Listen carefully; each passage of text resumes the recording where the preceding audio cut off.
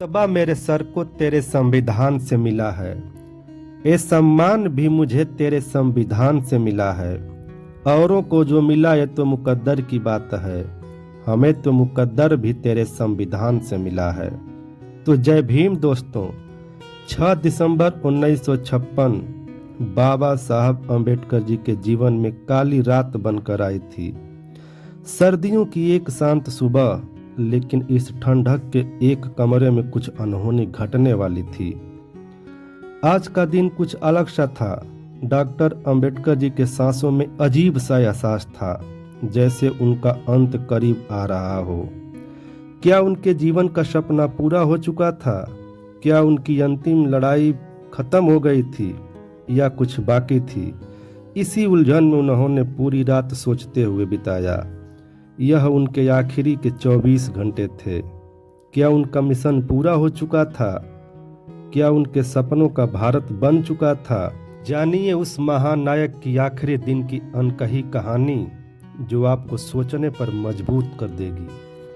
5 दिसंबर 1956 सुबह की सूर्य की रोशनी, जब बाबा साहब ने अपनी आंखें खोली, यह वही सुबह थी जो उनके जीवन की अंतिम दिन का हिस्सा बनने जा रही थी।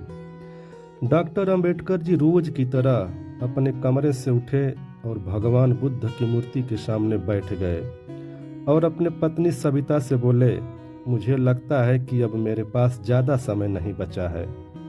उनकी पत्नी सविता ने कहा, आप ऐसा क्यों बोल रहे हैं? काफ़ी रात बीत जाने के बाद डॉक्टर अंबेडकर जी अपने कमरे में आराम करने के लिए चले गए। 6 दिसंबर सुबह जब उनकी पत्नी ने उन्हें आवाज़ दी तो कमरे से कोई आवाज़ नहीं आई। तो घबराई हुई उनके पास गई और देखा कि अंबेडकर जी इस दुनिया में नहीं रहे।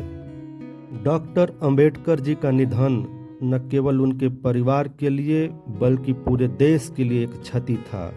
उनके निधन के साथ ही समाज के कमजोर वर्गों का महानायक, एक नेता और शोषित समाज वर्ग का एक मार्गदर्शक चला गया था। डॉक्टर अंबेडकर जी अब हमारे बीच नहीं रहे, लेकिन उनके द्वारा किया गया संघर्ष, उनके विचार, उनकी शिक्षाएं हमेशा हमारे दिलों में रहेगा। डॉक्टर अंबेडकर जी के निधन की खबर जैसे ही देश भर में फैली, लोगों की आंखों में आंसू आ गए। हर कोई स्तब्ध हो गया। शोषित और दलित वर्ग के लोग काफी सदमे में आ गए। देश के कोने कोने से लोग उनके अंतिम यात्रा में शामिल होने के लिए मुंबई जाने लगे।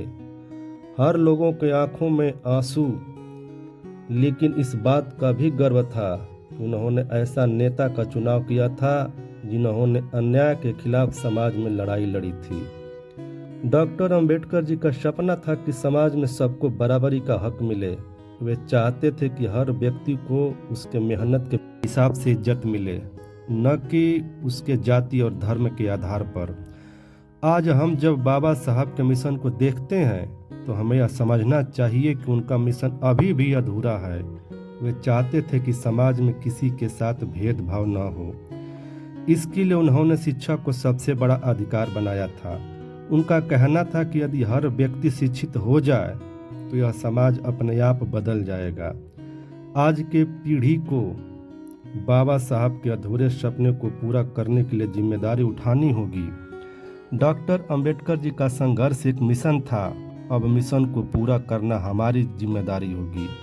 आज की युवा पीढ़ी को चैलेंज है, यदि युवा पीढ़ी बाबा साहब के विचारों पर चलती है, उनके बताए गए रास्तों पर चलती है, यदि युवा पीढ़ी बाबा साहब के सपनों को पूरा करने के लिए प्रतिबद्ध है, तो उन्हें यह चैलेंज स्वीकार करना ही होगा और बाबा साहब के मिशन को आगे बढ़ाना होगा।